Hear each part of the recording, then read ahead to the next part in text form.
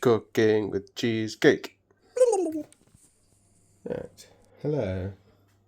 I'm going to make a bread that you don't have to touch. I've called it Neuroloaf. Wow. Which is awesome. Yeah. You need a cup, holds 350 ml of water. Fill it with warm water. Pop it in your bowl. And then half tablespoon of honey. Mix it in. Doing this left-handed because I am. And then half a tablespoon of olive oil.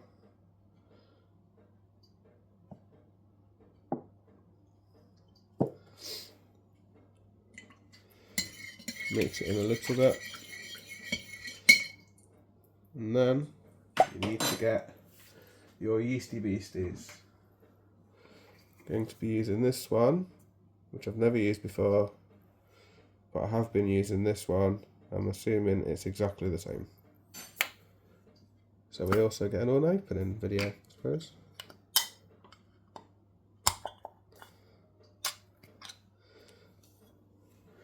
You okay in there, yeasties? Yes, we are, thank you. Right, you need 2 teaspoons. Big stunking teaspoons.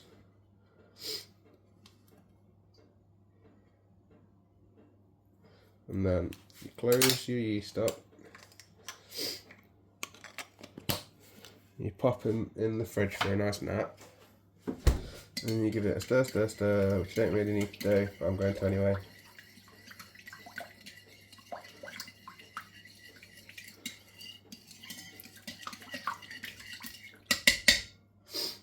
And then I'll be back once that started doing all its burps and trumps. Hello, I have returned.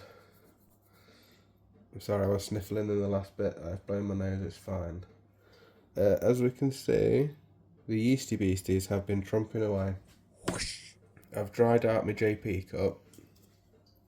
You need to fill it once with strong bread flour. I'm assuming you can use all-purpose flour as well if you like. I don't know if you can see this because I'm not looking at the phone, but that's fine. And then, the most important ingredient of the whole thing, which is it isn't, I'm just talking rubbish, is for every cup of flour, add 1 teaspoon of salt.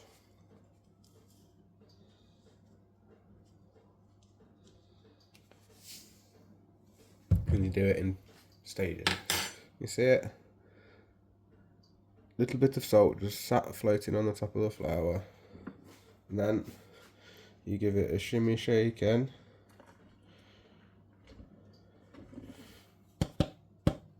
And you use your magic spatula. Give it a stir.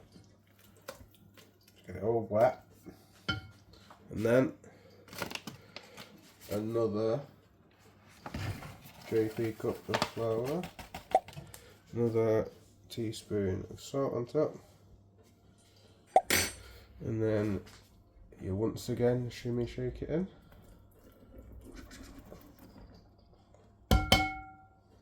Give that a stir stir, and mix it down off the sides. That's why I've got my bendy spatula. And then the last bit of flour is half a cup. You see that? It's like, it looks more than half, but it's because it's a shaped cup. And then another teaspoon of salt. And then maybe spatula, shimmy shake it in.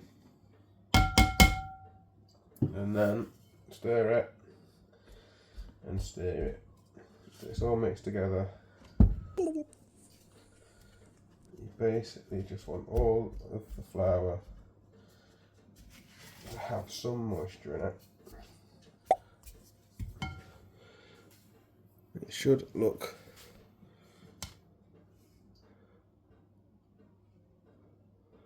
like that. I think it's called Shaggy. Tasty no Scooby. I've got this big jock of Tupperware,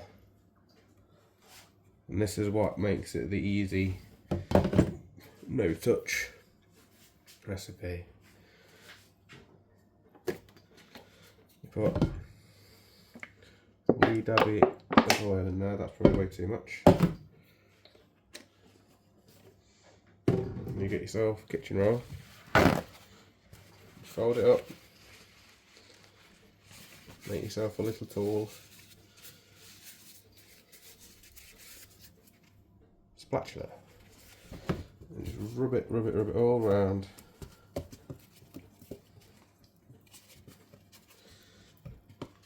Act like you're painting it. Okay, that's all done. I'll get rid of this oily tissue, and this is the best bet. You swap places. Trade places. Then you scoop your ball of dough into your big jock of Tupperware. Don't know if you can see that. I think you can. And then what you want to do, just going to scrape off again. Put a little bit of oil on your spatula, make it a bit easier. There's a lot of oil in this, but that's why I put less in the dough. And you splodge it all down. Because this bit, I have discovered, makes the crust chewy. And it's awesome.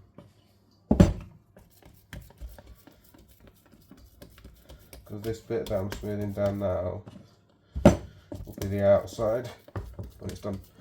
Then, last tiny drizzle of oil around the edge. Just try and help it not stick when it rises. Give you a close up. Lovely. Right. And then we pop a lid on, which is not fastened, just in case it explodes, you never know. And I will pop it somewhere warm. And I will be back when it's about twice as big.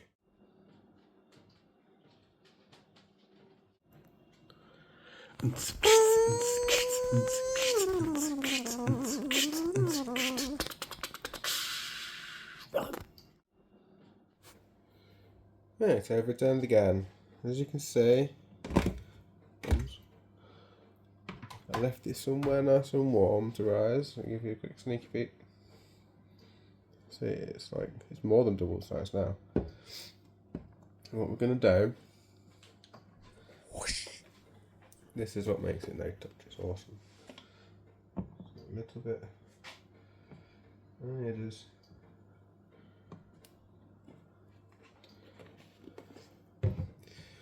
Just carefully use our knife and stick the sides, because what we need to do is get some grease-proof paper, because we're going to do some dad magic. Pop it down.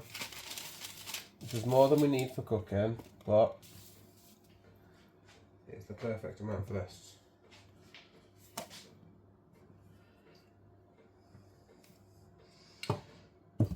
Let's go quick. And then let it ease its way out. So you've got a big splodgy blob. And then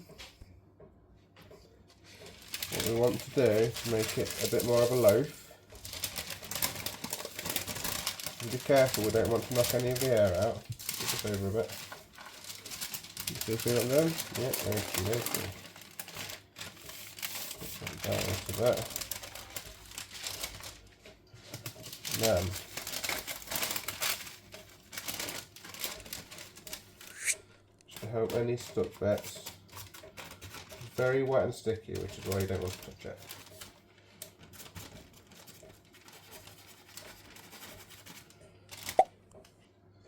I'm going to get rid of this bit because it didn't stick and it's just flour. Plop. Right, and we're going to carefully shove some bits in so it's just a bit more of an even shape.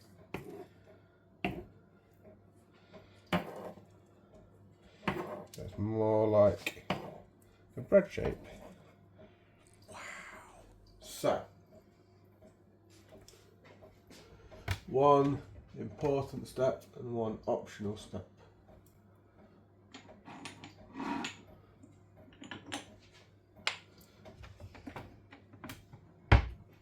Important step. Sprinkle some salt over the top. A little bit. Optional step. Can we see that? No, not. Sesame seed from Aldi. We go. Sprinkle, sprinkle, sprinkle. Sprinkle, sprinkle, sprinkle. Sprinkle, sprinkle, sprinkle. Sprinkle, sprinkle, sprinkle. Yeah. And then we get our bread knife. Really carefully score it just so it looks like Minecraft bread. I've just realised half the screen is covered up, that's really annoying. Right, I'm going to leave that for a minute and I'll be back in a second. Now I'm back without half the screen covered. I'm going to get oven tray. Carefully slide it on.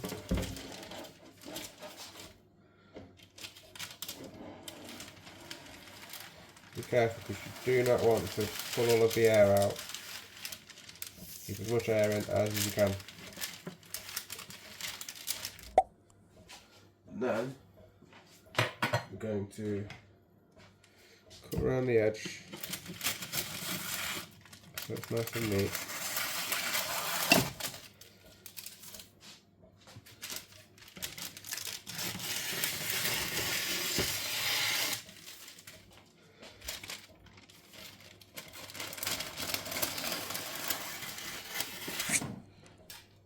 I'm going to pop this out of the way somewhere. Right, so what I do for preheating, got these loaf tins. What you need to do to get a nice crust is pop a little bit of water in them.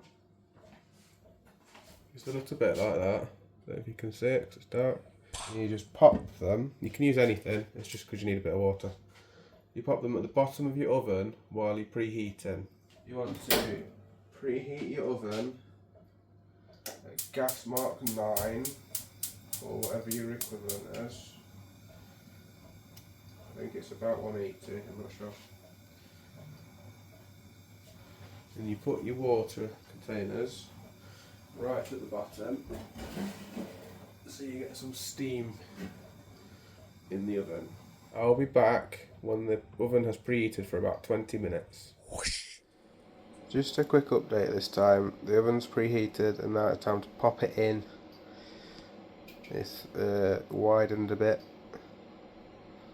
And I'll be back once it's cooked. So you pop it in for about 15 to 20 minutes and then check it. And then you might need to turn it upside down.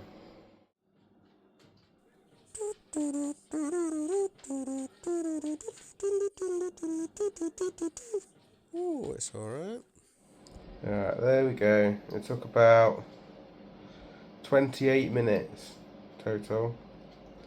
And we wait about 2 or 3 hours to slice it. But I think cheesecake approves. Alright, toodly pip then.